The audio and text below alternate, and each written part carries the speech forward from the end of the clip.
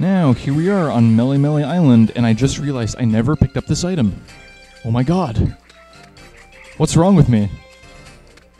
Anyway, that's not what I brought you here to see. I brought you here so we could revisit this place. You remember this house? Hope you do, because we did visit it way back when. And holy crud! It's none other than our boy. You little brat. I don't know what you think you're doing here, but I actually needed to talk to you. Get your rear over to the Howoli City beachfront. Yep, Guzma was here hanging out in this innocent little house on Route 2. And I believe if we go inside... Hello, I believe we've spoken before. Welcome to... I'm sorry, but are you Cottonmouth? I am. I thought you must be. Guzma's actually come home a few times since all that. And he told me to give you this if you ever came by. The TM for swagger. It was always one of his favorite TMs. He won so many trophies when he entered battle competitions with the Pokémon that he taught to use swagger. So yes, as it turns out, this house with the silver and bronze trophies, the dented golf clubs, and the implied to be abusive father is actually Guzma's home. And we have been seeing a little bit of tidbits of Guzma's backstory hinted at here and there. I mean, starting at this house, and then continuing on every time we would encounter Guzma and fight him.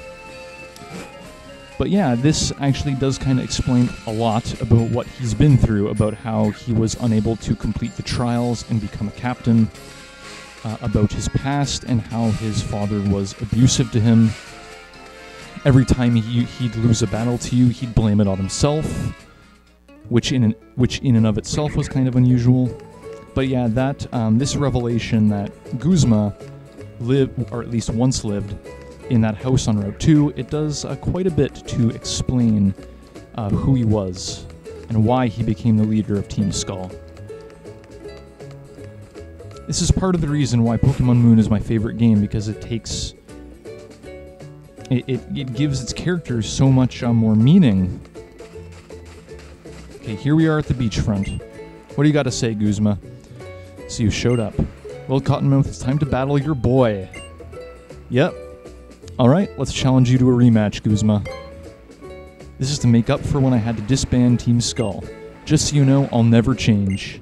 Want to see what destruction looks like? Here it is in human form. It's your boy, Guzma. Unfortunately, we do not get the theme, which really sucks. But I guess it makes sense, because there's no such thing as Team Skull anymore. So since the organization no longer exists, he's no longer associating himself with it, or he's no longer associated with it.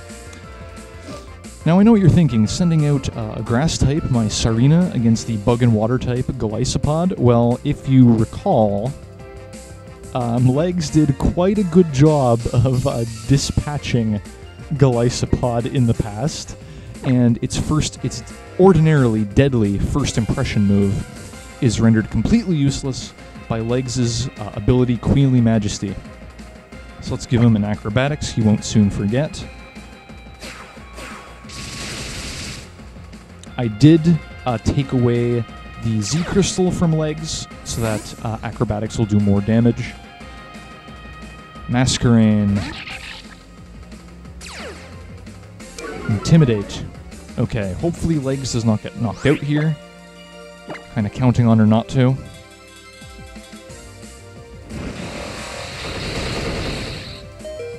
What do you know? It didn't happen, but I'm gonna have to switch her out. After single-handedly defeating that Masquerain. Thanks for the critical hit, Legs. It's much appreciated.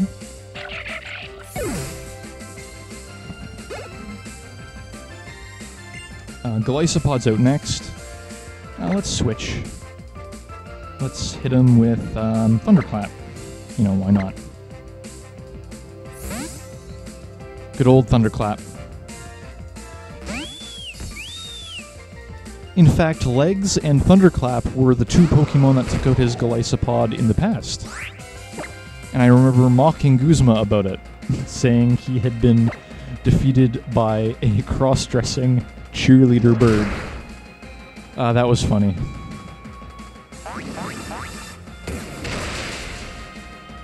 Down goes a signature Pokemon, but he does have 3 left. He's got his Pinsir, his Ariados, and he's got a new addition to the team as well. It just reminds me, I forgot to turn on the experience share again. Should probably get on that. Pinsir's next. Let's switch for Plague. Plague's a good choice.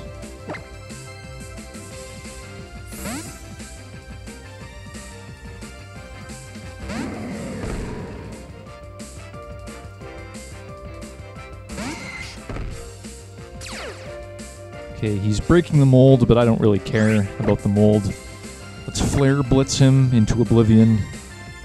Oh, crud. First of all, was not expecting him to be faster. Second of all, was not expecting the Stone Edge. This probably will kill Plague, to be perfectly honest.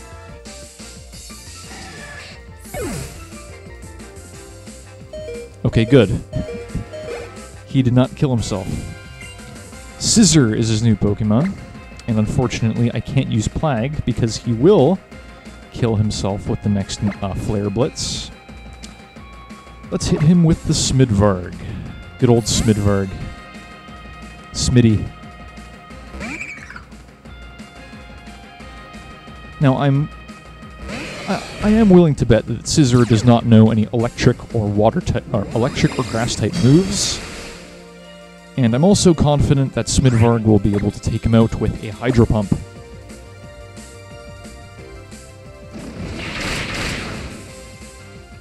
That did, of course, it was a critical hit. I was going to say that did a lot of damage. But fortunately, we didn't even need a critical hit to knock him out.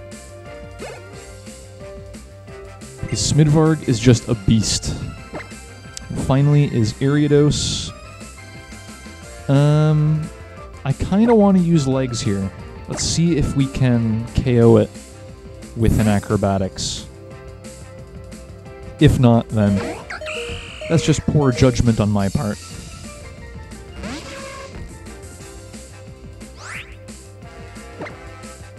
Acrobatics, let's go.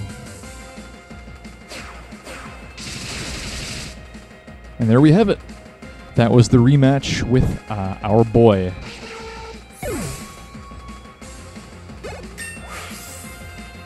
Y'all were stupid not to expect me to win it. Yeah, I had to reference his other famous line. You again? How come I can't crush you?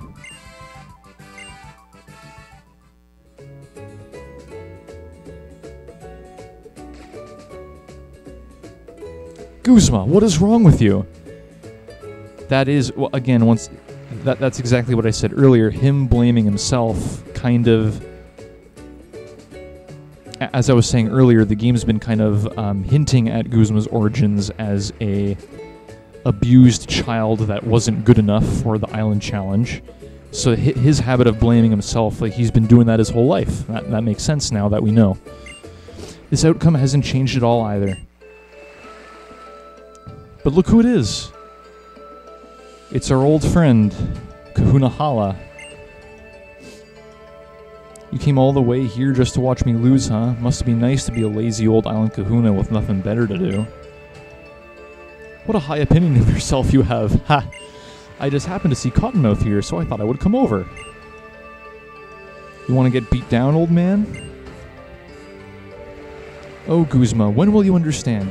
Only when you respect your opponent's skill will it bring out the best in you. You miss the true meaning of battling. The goal is not to beat your opponent down, but for both trainers to grow stronger. I don't care what you say to me, yo. Beating people down is all I know. Because, feeding back into his newly revealed backstory, he knows quite a bit about beating people up, or beating people down. but the battle I just saw seemed a bit different. While you may say you're only interested in crushing your opponent, I sensed a desire to defeat Cottonmouth deep in your heart. What do you know, old man? If you continue on this path, you'll never be able to defeat Cottonmouth. Guzma, admit the worthiness of your opponents. Only then can you become even stronger than you already are. Allow yourself to know the people and Pokemon you encounter and look deeply into your heart. You're still trying to front like you're my master, huh? I gave up on you a long time ago. Cottonmouth, allow me to handle this foolish young man. I will make a fine trainer out of him yet, or I'm not an island kahuna. I hope that he can be considered penance for the wrongs that he and Team Skull have committed. The two of us will go many places together, and we will meet more people and Pokemon who will enrich our lives. Master. I ain't never gonna ask you to forgive me, so don't get it twisted. This is no apology. But shut up and take this. I got it for my first ever victory, and it's always been like my lucky charm. The Dawnstone. Who knows what the Alolan winds will bring? Next time we meet, I'm counting on you to test how strong I've gotten.